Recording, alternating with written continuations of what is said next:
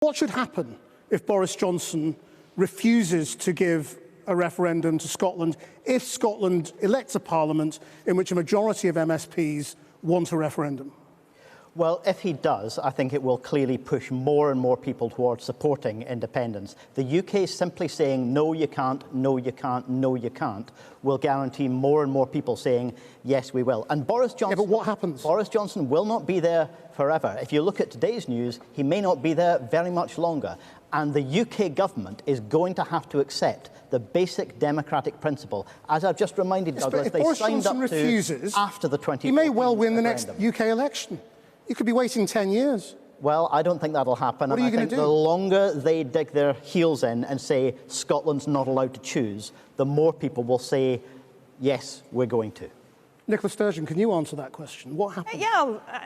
Firstly, I don't think that's what will happen. You don't have to listen too closely to the noises out of Westminster right now to know that the Tories have already moved on to thinking how they block a referendum. The question, Nicola. Douglas, I'm about to answer the question. Maybe if you listen, you'll learn something. To sort of debates about how they rig the franchise and how they you want the question rig the again, timing you've not of answered it. yet. But if Boris Johnson decides to stand in the way, Patrick's right, it will push more people towards independence.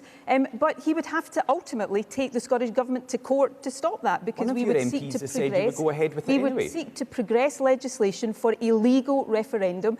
And if Boris Johnson accepted that, by definition, that's a legal referendum. And if he didn't want to accept that, he would have to... So you would hold an illegal referendum? You would go ahead? No, I would not hold an illegal referendum. I have never argued that.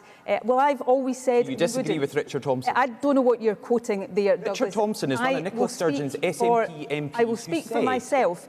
Anybody who's listened will see I have always argued for a legal, legitimate process, because that's the only way to get an independence vote recognised. But the idea and the fact that we're standing here talking about what happens if a Tory Prime Minister decides to block Scottish democracy shows you how absurd this is. Now, let me repeat again, my focus is getting this country through COVID, it's getting our recovery underway, but it's also about saying to people, as a matter of basic democratic principle, whether or not Scotland becomes independent is a choice for the people of Scotland. It's not a choice for me or for any of the other politicians here. What is it about that principle of democracy that people find so difficult to accept? Willie Rennie, for a long time, the Liberal Democrats' #1 issue had been Brexit, and you still want to rejoin the European Union, don't you? Isn't your best route to that through Scottish independence? Why are you a unionist? For goodness sake, no. Given up on EU membership. We should learn the lessons of Brexit, not repeat them with independence. Breaking up long-term economic partnerships is chaotic. We've seen that, the effect on the fishermen, Northern Ireland, on Dover. This is a massive lesson that we need to learn. We would have exactly the same problems with independence. I mean, the European Union, 40 years old? And it was really difficult to break from it.